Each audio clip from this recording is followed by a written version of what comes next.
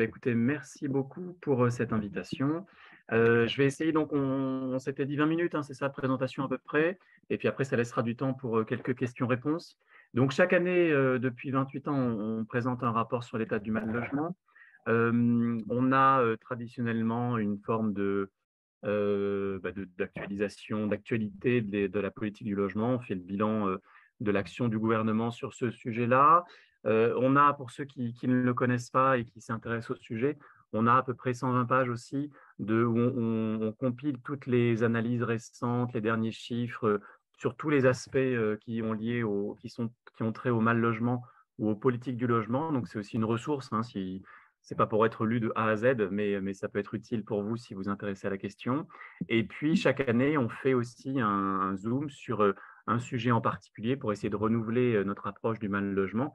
Et cette année, c'est la question du genre qui a été choisi, le genre du mal logement, c'est le titre du chapitre et on y viendra un petit peu après. Mais peut-être pour commencer par le mal logement en 2023, qu'est-ce qui change, qu'est-ce qui ne change pas? Vous le savez, le mal logement, le logement en général, hein, c'est assez, c'est assez peu dynamique d'un mois sur l'autre, d'une année sur l'autre. Il y a une force d'inertie dans le monde de l'immobilier, c'est pour ça qu'on l'appelle immobilier d'ailleurs, qui fait que le mal logement n'évolue pas spectaculairement régulièrement. En revanche, le contexte évolue vite avec des effets parfois à moyen terme sur les mal logés. Il y a certains sous-secteurs du mal logement qui malgré tout évoluent assez vite. Donc on va essayer justement de regarder ça. Ça, c'est moi, je suis directeur des études de cette fondation. Donc, ce qui a changé l'actualité générale de l'année 2022, évidemment, vous le savez, c'est la hausse des prix, l'inflation, en particulier sur deux postes sur lesquels les ménages pauvres et modestes sont particulièrement touchés. C'est l'énergie et l'alimentation. Et donc, on commence à voir de manière assez spectaculaire des effets sur la précarité énergétique, même si on a du mal à actualiser complètement le chiffre des 12 millions de précaires énergétiques. On a des indicateurs qui nous montrent que ça évolue. Et donc, en 2022, c'est le baromètre du médiateur de l'énergie. On s'aperçoit que 22% des ménages ont eu froid chez eux. Donc, c'est un indicateur subjectif, hein, mais comme on le suit chaque année dans ce baromètre, on peut voir, vous le voyez là, une évolution qui date de 2021. Donc, c'est les sorties de confinement, montée des prix de l'énergie, crise en Ukraine et des effets pour le coup assez rapides, alors que cet indicateur, là, j'ai mis que 2018, mais il remonte à plusieurs années et il est chaque année entre 14 et 16%, sauf ces 2 dernières années où on voit une hausse vraiment impressionnante, hein. Donc, ce n'est pas une surprise, mais c'est quand même impressionnant de voir cette hausse importante. Par rapport à ça, il y a eu des actions du gouvernement, avec notamment le bouclier tarifaire, qui ont eu des effets pour calmer l'inflation, notamment sur l'énergie par rapport à des pays voisins, mais avec le défaut, à notre sens, hein, d'être insuffisamment ciblé socialement et écologiquement, et donc d'avantager tous les consommateurs d'énergie, quel que soit leur mode d'énergie, quelles que soient leurs ressources. Et on sait que ce sont les plus riches qui consomment le plus d'énergie et qui donc, en euros par ménage, ont davantage bénéficié de ce bouclier qui a coûté très cher. Cette année, c'est plus de 40 milliards d'euros de bouclier tarifaire pour l'énergie. Et donc, coûtant si cher, étant distribué à tout le monde, il ne peut pas attribuer des sommes plus importantes aux ménages plus modestes qui en auraient besoin. Le résultat, c'est celui-ci, c'est l'incapacité à empêcher la précarité énergétique de monter, alors que si on avait ciblé les ménages modestes avec les outils existants, par exemple le chèque énergie, et avec le pacte du pouvoir de vivre, on demande son triplement pour faire face à cette crise, sachant qu'aujourd'hui, il est d'un montant assez faible, hein, il est 150 euros par an et par ménage en moyenne, le chèque énergie. Donc évidemment, sur des factures qui sont de plus de 2 000 euros par an pour des ménages moyens, mais ça va au-delà sur des ménages dans des logements passoires, c'est évidemment insuffisant. Donc le triplé, ce ne serait pas des sommes très importantes, ce serait de l'ordre de 1 ou 2 milliards d'euros. C'est beaucoup moins cher que les 40 milliards d'euros du bouclier tarifaire et ce serait sans doute plus efficace pour les ménages qui en ont besoin. Non pas que le bouclier tarifaire est inutile, mais il n'a pas de vertu particulièrement sociale. Il a même un effet anti-redistributif puisqu'il aide davantage les ménages aisés. Ce qu'on voit également, c'est une montée des impayés. Et ça, c'est quelque part, ce n'est pas tout à fait une surprise, mais si vous voulez, on essaie de suivre les impayés de loyer et de charges, hein, pour les ménages en général. Et on craignait d'avoir une montée des impayés importante au moment de la crise Covid, parce qu'il y a eu des impacts sociaux qui étaient inédits, inattendus. Et on avait une montée très forte pendant le premier confinement, mais qui était plutôt des retards de paiement. Et là, après, ça s'était calmé, c'était revenu à la normale pendant un an ou deux. Et donc, tous les acteurs de l'immobilier, le ministère disaient, regardez, les alertes ne sont pas forcément aussi inquiétantes que ce qu'on aurait pu le craindre. Et puis là, au dernier trimestre 2022, les bailleurs sociaux, qui donc sont, en fait, sont les seuls acteurs à avoir une vue précise des impayés de loyers et de charges, hein. Les autres acteurs privés n'ont pas d'observation vraiment exhaustive. C'est des remontées de terrain un peu floues. Et là, pour la première fois, la moitié des bailleurs sociaux au dernier trimestre 2022 par rapport au dernier trimestre 2021 ont vu une augmentation de plus de 10% des impayés. Donc là, on est vraiment, ce n'est pas l'épaisseur du trait. Et d'après à peu près tout le monde, c'est l'effet de la hausse des prix de l'énergie. Et puis l'effet de l'inflation également, puisque les salaires augmentant moins vite que l'inflation, quand vous avez des prix de l'alimentation qui prennent 10 ou 15%, pour un même budget, hein, le budget d'un ménage modeste, il doit payer le loyer, l'énergie, l'alimentation, etc. Et donc, quand vous avez des hausses de prix d'un côté, ça fait des restrictions de l'autre. Et on sait que le loyer peut être impacté, le paiement du loyer peut être impacté par ces hausses de prix de manière générale, même si les loyers ont été relativement limités dans leur hausse, notamment chez les bailleurs sociaux, hein. Ils ont été limités à 3,5%, mais tout le monde n'a pas vu ses salaires augmenter de 3,5%. En tout cas, les charges ont augmenté davantage. Et notamment, notamment une des alertes qu'on a beaucoup lancées ces derniers mois. Le bouclier tarifaire, il est assez efficace avec les limites contre redistributives que j'ai pointées, mais il est assez efficace pour le chauffage individuel, beaucoup moins pour les copropriétés en chauffage collectif et les immeubles HLM en chauffage collectif. Le gouvernement essaie là de trouver des moyens de compenser le fait qu'ils ne bénéficient pas autant que les autres du bouclier tarifaire, mais il y a quand même des appels de charges qui sont très importantes, parfois doublement, triplement ces dernières semaines, parce que les syndics ou les bailleurs sociaux euh, ont dû nouer des contrats avec les fournisseurs d'énergie au prix du marché ces derniers temps. Il faut bien avoir un contrat d'énergie et parfois c'était des hausses très importantes.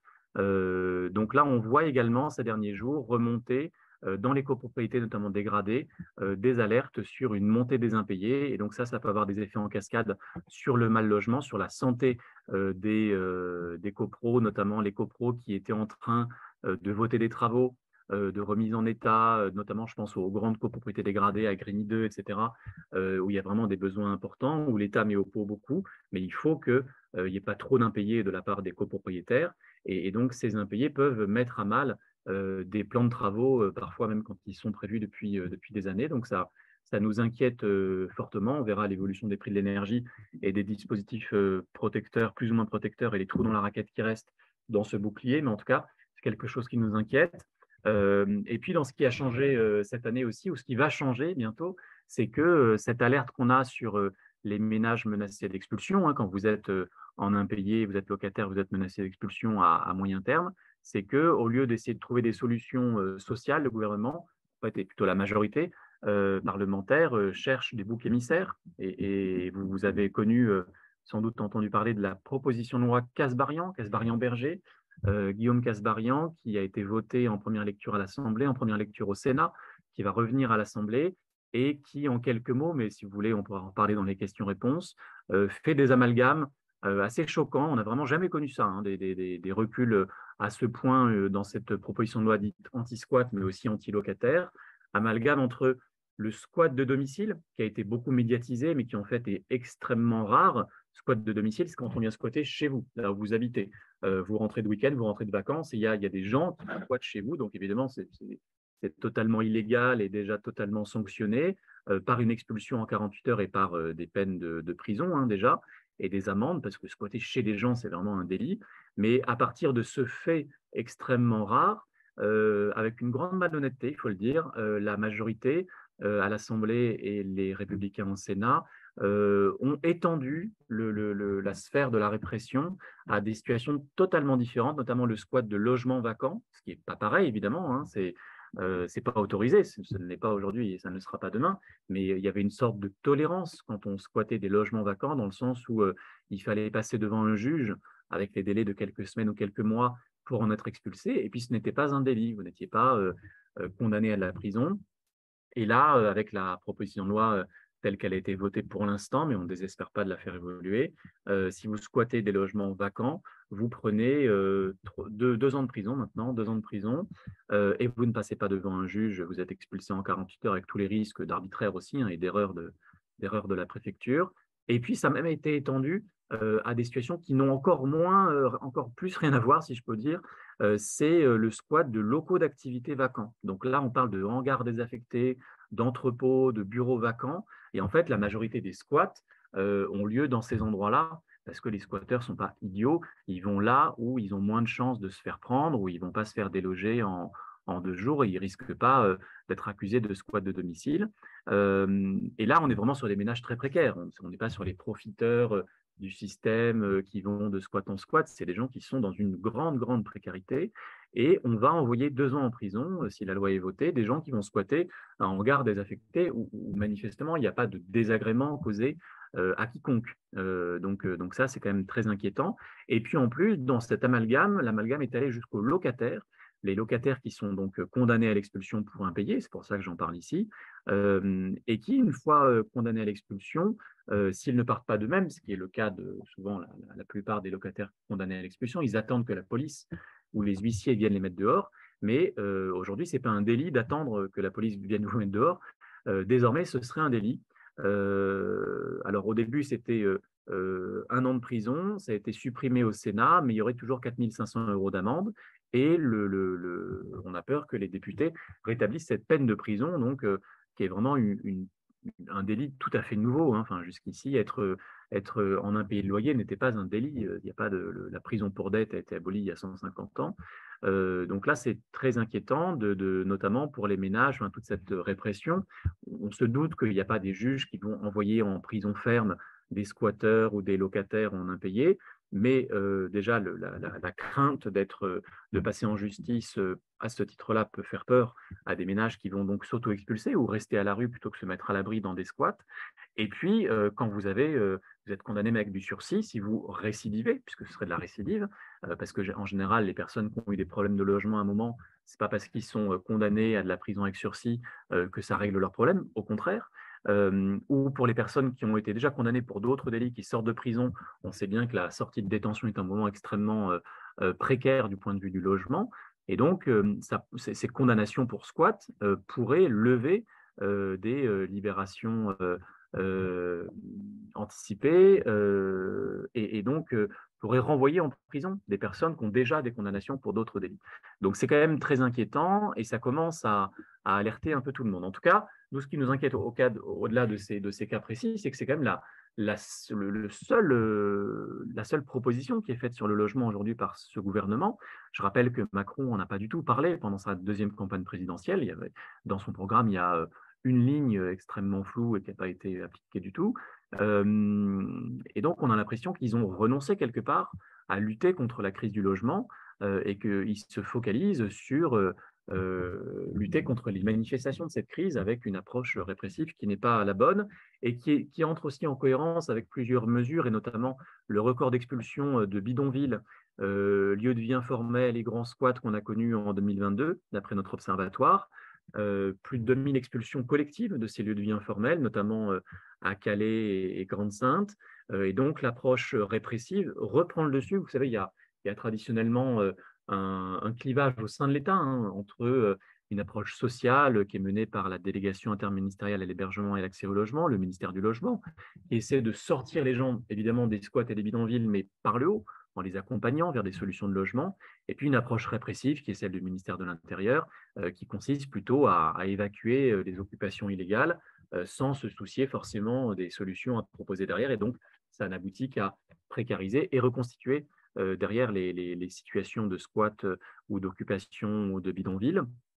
Et on a vu ces derniers temps des préfets nouveaux arriver et ne pas respecter les consignes de traitement social de ces bidonvilles. Et je pense notamment à Lyon, Bordeaux, le 93, Lille, évidemment Calais, Strasbourg. Donc voilà, très, très inquiétant dans la place aussi que prend dans le jeu politique Gérald Darmanin et le ministère de l'Intérieur. Et on sait que cette proposition de loi sur les squats a été poussée par Darmanin et plutôt refusée par le ministère de la Justice et le ministère du Logement, qui ont perdu leurs arbitrages sur ce sujet-là. Donc une inquiétude. Une nouveauté aussi, vous l'avez peut-être vu, ça a été repris pas mal dans la presse, où là, pour le coup, ce sont des réalités du mal logement qui évoluent relativement vite. C'est qu'on serait aujourd'hui à 330 000 personnes sans domicile dans notre pays. Donc, petite mise au point terminologique.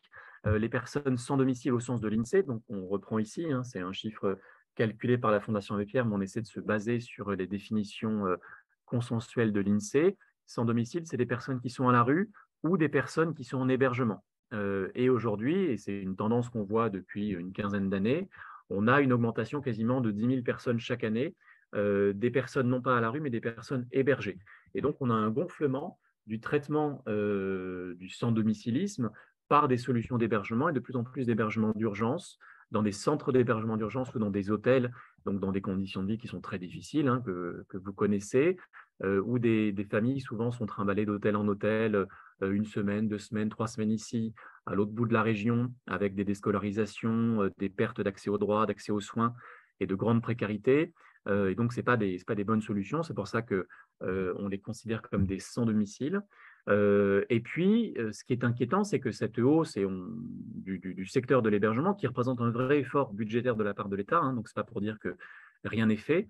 Il y a à peu près 2 milliards d'euros dépensés en hébergement chaque année. Donc, ce n'est pas rien. Il y a eu une augmentation aussi très forte au moment du Covid, avec 40 000 places créées au moment des premiers confinements. Et puis, ça continue parce qu'en fait, ces créations de places ne résolvent pas les situations des personnes. Ça permet de les mettre à l'abri, donc c'est mieux que rien, c'est mieux que d'être à la rue. Mais on a vu, dès que cet effort de création de places s'est arrêté de gonfler, on a vu un nombre de personnes à la rue augmenter, et notamment d'enfants. Et donc, ça a été une grosse mobilisation de la Fondation Abbé Pierre et d'un réseau qu'on a créé qui s'appelle Élèves sans toit, à partir de l'exemple lyonnais, de mise à l'abri des élèves sans abri dans des écoles, de mobilisation des parents d'élèves, des enseignants, des directeurs d'école, avec des résultats en termes de médiatisation de ces sujets, donc de sensibilisation des pouvoirs publics qui, après quelques semaines d'occupation d'école, souvent trouvent malgré tout des solutions d'hébergement d'urgence pour les familles, mais on en est encore aujourd'hui à peu près 1300 mineurs avec leur famille, donc 1300 mineurs qui appellent le 115 chaque soir sans solution d'hébergement et qui donc sont renvoyés à la rue, dans des voitures, dans des squats, dans des bidonvilles, dans des conditions extrêmement précaires. Et donc là, c'est vraiment l'embolie du système, c'est-à-dire que les à peu près 300 000 places d'hébergement, tout compris, à la fois pour les demandeurs d'asile et puis l'hébergement dit généraliste, est complètement embolisé et ne trouve pas des solutions, même pour des cas les plus critiques d'enfants malades appelant le 115 le soir. Et on a, avec d'autres associations, fait des référés liberté, des recours en justice pour forcer l'État à assumer ses obligations légales. La loi est très claire, elle dit il y a une obligation d'accueil inconditionnel de toute personne en détresse en hébergement d'urgence. Et l'État a contesté les décisions favorables qu'on avait obtenues du tribunal administratif pour des familles avec des enfants de 4 ans. Et le Conseil d'État, hélas, a plutôt donné raison à l'État en disant qu'il n'y a pas d'obligation d'héberger des familles avec des enfants de 4 ans à la rue, y compris familles polyhandicapées, enfin enfants polyhandicapés, parce qu'il n'y a pas de particulière vulnérabilité de ces familles-là. Donc, il faut imaginer quand même ce que c'est d'avoir 4 ans et de dormir dans la rue. En revanche, une famille avec un enfant de 1 an a été reconnue comme, là, l'État n'a pas eu gain de cause en justice au Conseil d'État, et le Conseil d'État a enjoint l'État à les héberger. Donc, on est dans un système qui est tellement embolisé, et cette embolie est tellement internalisée, tellement intégrée par l'État, mais aussi par la plus haute juridiction administrative, le Conseil d'État, que ce tri entre les urgences est maintenant codifié, institutionnalisé en justice. Donc c'est extrêmement inquiétant pour nous, évidemment. Et là, ce qui est inquiétant aussi, c'est que on voit cette augmentation du nombre de personnes donc en hébergement, mais aussi à la rue.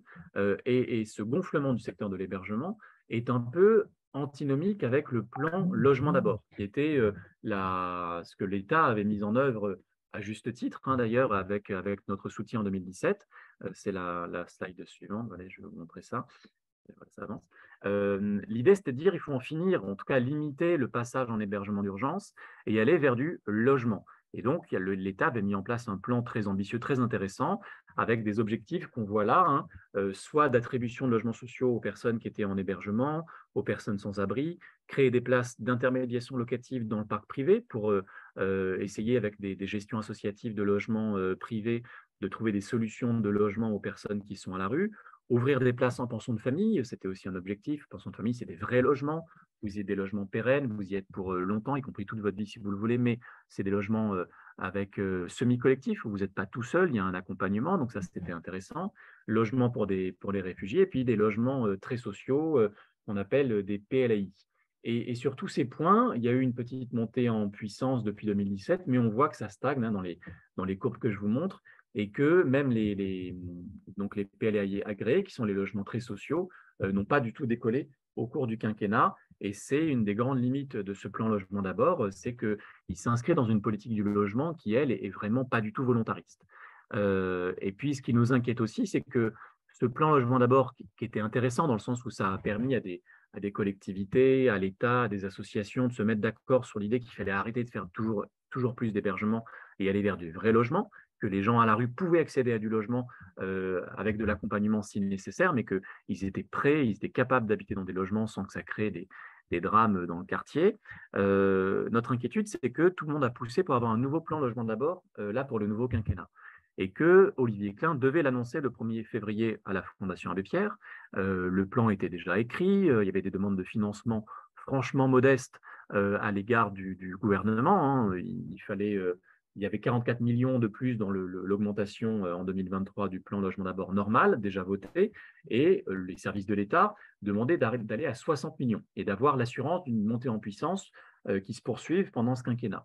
Et ça n'a pas été obtenu. Donc, on voit qu'avoir 15 millions, 16 millions d'euros de plus pour faire une annonce pas trop ridicule au rapport de la Fondation Abbé Pierre, ça n'a pas été obtenu. Donc, on a une grande inquiétude sur la volonté du gouvernement, hein, pas d'Olivier Klein, du gouvernement, de faire plus. Et là, je ne sais pas si vous avez vu dans le Canard enchaîné, la réaction de Emmanuel Macron au Conseil des ministres à notre rapport, ça n'a pas été de dire « Ah, les choses vont mal, on va essayer de faire mieux », c'est de dire « Ça suffit, c'est une rupture de confiance, comment ils osent critiquer la Fondation Abbé Pierre alors que c'est des partenaires avec qui on a fait le plan logement d'abord ?» Et donc, en gros, taper du poing sur la table contre les messagers plutôt que contre le message. Donc, on est évidemment très inquiet.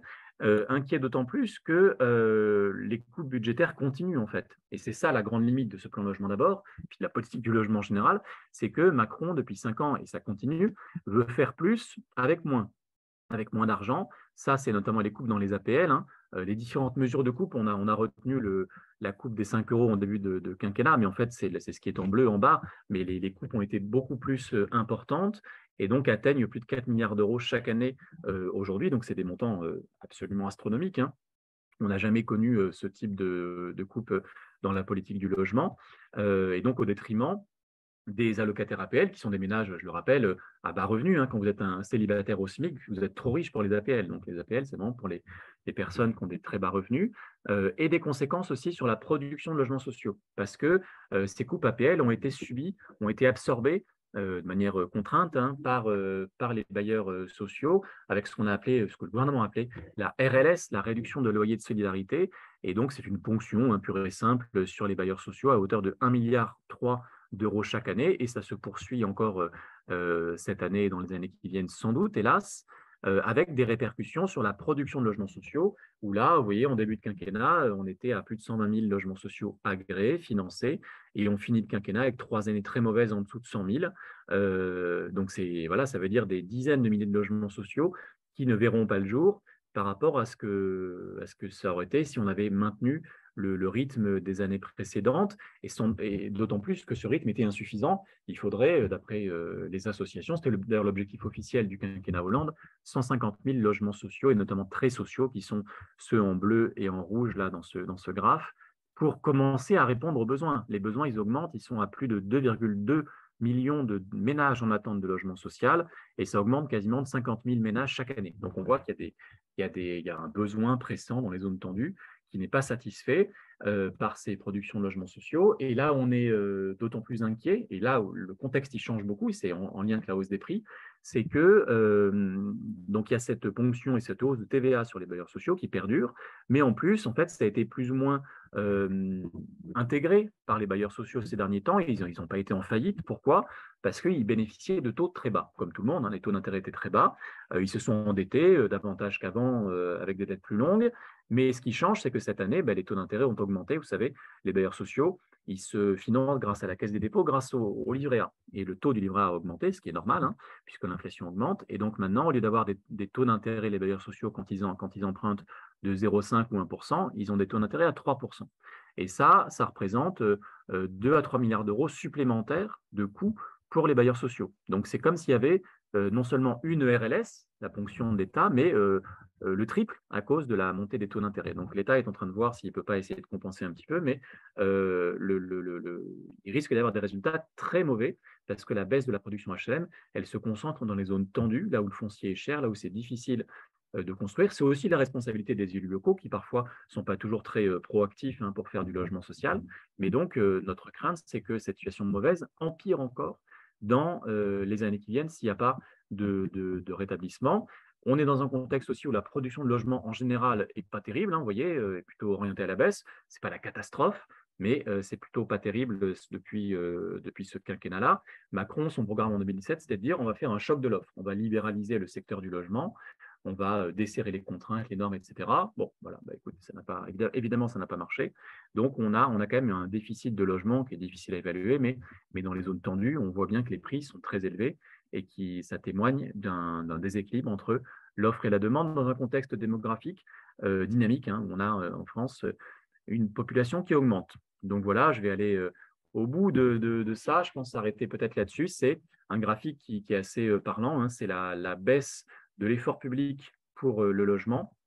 On a perdu à peu près 15 milliards d'euros par an dans les aides à la personne, les aides aux producteurs pour faire des logements. Si on compare au point haut où on mettait plus de 2% du PIB dans la politique du logement, aujourd'hui on est à 1,5%. Donc on est sur des montants qui sont très importants malgré tout. Et donc sans surprise, on fait moins bien avec moins d'argent. Donc, nous, on estime qu'il faut plus d'argent dans le logement pour faire du logement social, de l'accompagnement, de l'aide à la facture, notamment énergétique, la rénovation, notamment la rénovation énergétique de logements. On a besoin d'argent pour faire ça et faire mieux avec moins sera difficile. Et puis, pour finir, voilà, évidemment, je ne développe pas. Vous trouverez ce chapitre dans le rapport Mal-Logement qui est en ligne. Hein. C'est le fait que les femmes sont davantage touchées par le mal-logement que les hommes, pas spécialement les femmes seules par rapport aux hommes seuls, parce que ils et elles ont à peu près un même taux de mal logement. En revanche, la grande différence, c'est les mères célibataires qui sont beaucoup plus touchées. On le voit là jusqu'à 40-50% par la crise du logement que les hommes, et parce qu'il y a beaucoup moins d'hommes célibataires, de pères célibataires que de mères célibataires, avec des moments de rupture de trajectoire, d'inégalité de trajectoire entre hommes et femmes au moment de la décohabitation familiale, les femmes qui décohabitent plus tôt, plus jeunes et donc ont plus de problèmes de logement à ce moment-là, avec notamment un accent sur les minorités de genre, les jeunes LGBT qui souvent, au moment du coming out, finissent à la rue parce qu'ils sont concrètement jetés à la rue par leurs parents, parce qu'une rupture familiale, au moment de la séparation conjugale, où là, hommes et femmes reprennent leurs billes qui avaient été plus ou moins mises en commun dans le couple et les femmes perdent leur logement, tombent dans la pauvreté beaucoup plus souvent que les hommes qui, plutôt au moment de la rupture, voient leur niveau de vie augmenter. Et puis au moment du veuvage, où là aussi, il y a beaucoup plus de veuves que de veufs, avec des problèmes de logement qui sont assez mal connus, mais 500 000 veuves qui sont mal logées ou en difficulté de logement de manière générale, à l'âge de la retraite, et les futures réformes et réformes passées qui se mettent en œuvre ne risquent pas d'améliorer le montant des pensions de retraite des femmes ayant eu des parcours de vie, des parcours professionnels difficiles. Voilà, peut-être que je m'arrête là et qu'on laisse la place à des questions si vous le voulez. Je vois qu'il y a des questions dans le chat. Comment tu veux faire, Christophe? J'aurais Ouais, peut-être une merci question. beaucoup. Bah, tu peux arrêter du coup la présentation pour qu'on voit sur les. Il y a pas mal de questions, effectivement. Une première qui va être, alors, j'imagine que c'est une solution soit à la hausse des loyers, soit à la hausse du prix de l'énergie, bref, serait dans la baisse des taxes type TVA. Est-ce que là-dessus, vous avez un avis? Et je pose une deuxième dans la foulée de la même personne, CM, qui parle des tiny houses, qui sont des maisons individuelles très en vogue au Japon, je crois. En tout cas, ça vient de là. Et, euh, et du coup, là-dessus, est-ce que vous pensez que ça peut être une solution? Ce qui me permet, est-ce que tu as la stat? En fait, quand on parle de logement social dans l'imaginaire collectif, parce que je pense que c'est pas que l'imaginaire collectif, on pense immeuble. Il y a des logements sociaux qui sont des maisons individuelles ou pas? Alors, t'as pas le son. Il y a des logements sociaux individuels, des maisons, hein, mais il y en a très peu. Il y en a de moins en moins dans les ventes HLM. Souvent, ce qui parle le plus, c'est des ventes de logements individuels. Et donc, l'immense majorité des logements sociaux, notamment des logements sociaux neufs, sont du logement collectif.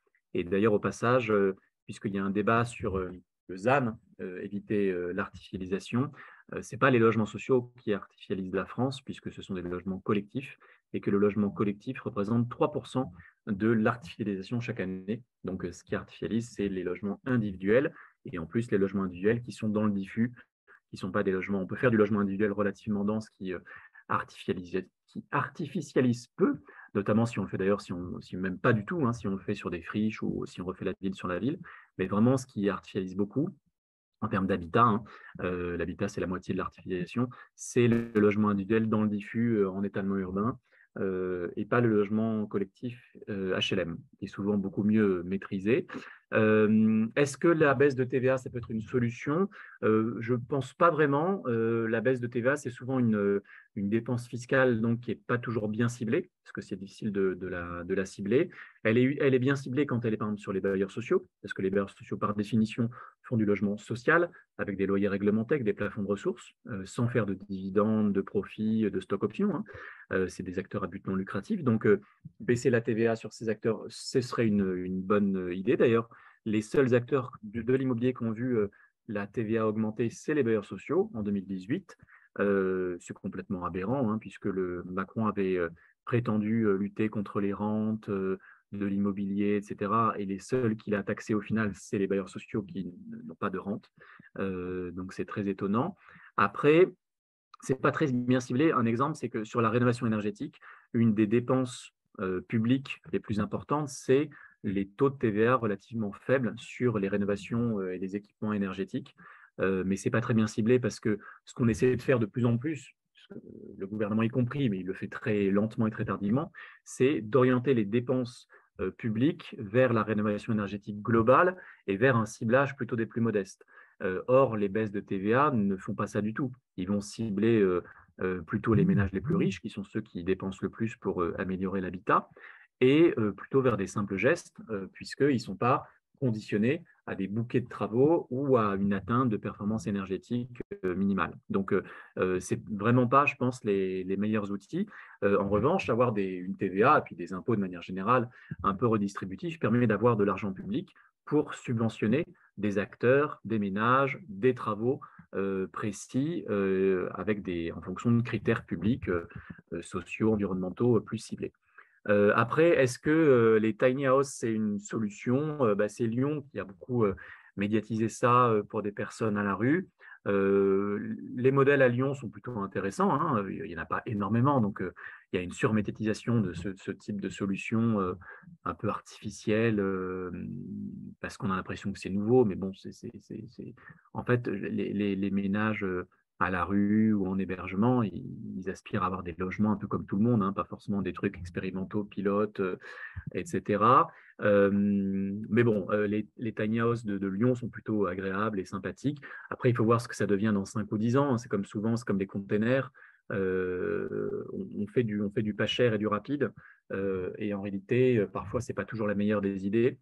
Ça peut être parfois intéressant, hein, mais il faut accepter que quand on fait du logement, on en fait pour 100 ans. C'est ça, la durée de vie d'un logement, ou plus, hein, d'ailleurs.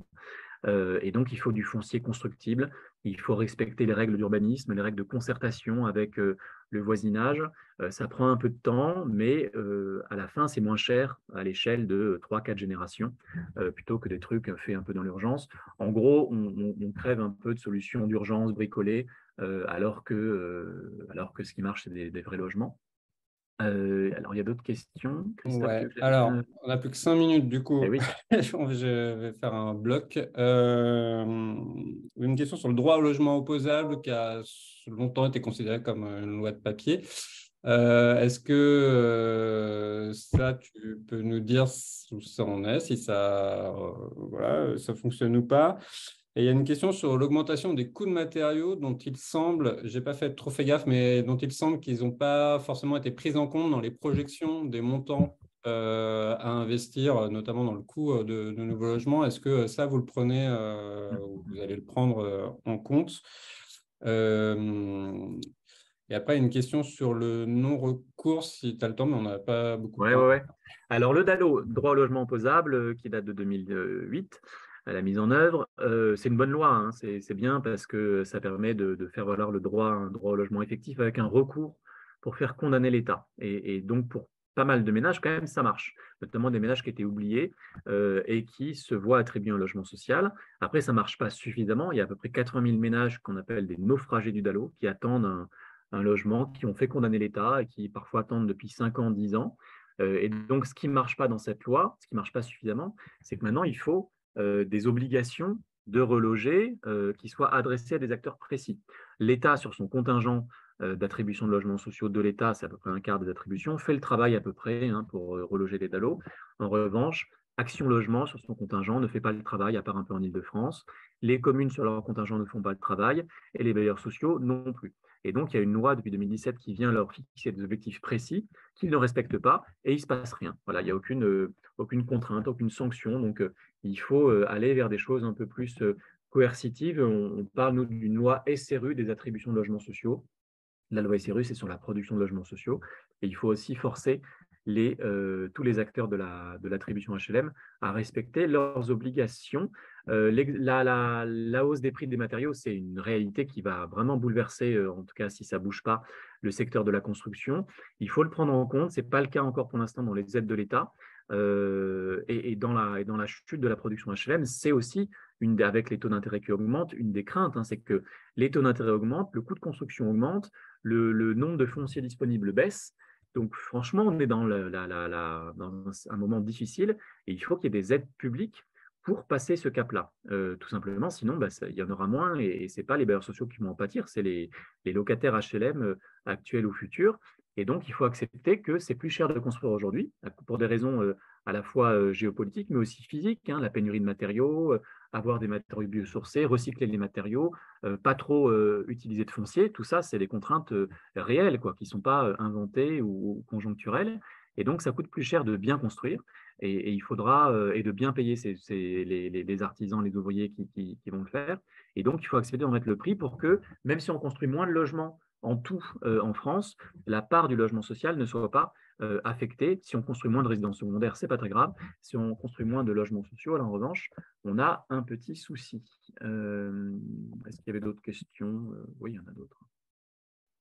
Il y en a plusieurs, mais on arrive quasiment au bout. Il y a un exemple qui est mis, mais là, ça n'appelle pas forcément une réponse, sauf si tu as un regard là-dessus, sur Rennes, l'îlot Bardereau, qui a mis en place visiblement à travers des conteneurs des logements qui semblent répondre, en tout cas, qui semblent être des logements de qualité et répondre à une demande. Je réponds moi à une question sur le pacte du pouvoir de vivre qui reprend en l'occurrence pas mal. Il y a toute une partie sur le pouvoir de se loger. J'ai plus le titre exact. Faut que je reprenne. Bref, le pouvoir de se loger dignement dans des logements économes en énergie. J'ai plus le titre exact, mais en tout cas qui reprend un certain nombre de propositions, dont la question du logement d'abord, l'encadrement des loyers, la rénovation des passoires thermiques. sur lequel, en l'occurrence, je vais te refaire rebondir, Manuel, sur la rénovation des passoires thermiques. Tu as parlé des copros qui, du coup, sous-investissaient. Est-ce que là, on est sur un frein, puisque là, c'est un sujet, en l'occurrence, très porté par le pacte, la rénovation des passoires thermiques, puisque ça coche toutes les cases sociales, transition écologique, logement. Est-ce que là, vous sentez le risque d'un énorme frein, notamment au niveau des copros, lié évidemment au prix et au montant de l'énergie? Alors les copros, c'est évidemment le gros point noir depuis des années, hein, c'est pas nouveau, parce que le mode de décision est compliqué. Il faut se mettre d'accord en assemblée générale pour lancer des travaux qui sont assez complexes. Il y avait deux freins en particulier qui sont peut-être en voie d'être un tout petit peu levés. Le premier frein, c'est les bailleurs au sein des copropriétés qui n'étaient pas jusqu'ici volontaristes pour faire des travaux, puisque c'est eux qui les payent et c'est leurs locataires qui en profiteraient. Donc, ils étaient plutôt freins, puis pas très présents dans les AG, etc. L'obligation de rénover les passoires pour qu'elles soient considérées comme décentes et donc autorisées à la location, et ça commence là depuis le 1er février 2023 et ça va monter en puissance pendant les prochaines années, fait qu'il y a pas mal de bailleurs qui commencent à se dire, bah, si je veux avoir le droit de mettre en location mon logement, il faudrait que je demande à ma copro de faire des travaux. Donc ça commence à changer, ça c'est bien. L'autre frein, c'est que les aides publiques à la rénovation énergétique, MaPrimeRénov, en gros, étaient ridiculement faibles pour les copropriétaires, ce qui était vraiment injuste, hein, dans le sens où quand vous êtes un propriétaire relativement aisé d'une maison, vous aviez plus d'aides pour rénover votre logement qu'un copropriétaire pauvre dans une copro. Donc ça, c'est vraiment absurde, hein.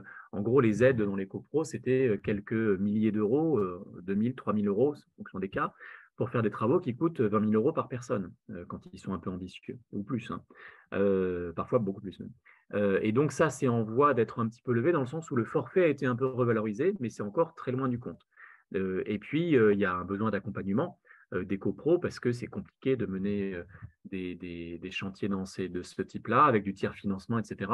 Et ça, c'est vrai qu'il y a quand même une prise de conscience ces derniers temps. Donc, on espère qu'il va se passer un peu plus de choses, mais on est encore très, très loin du compte. Voilà.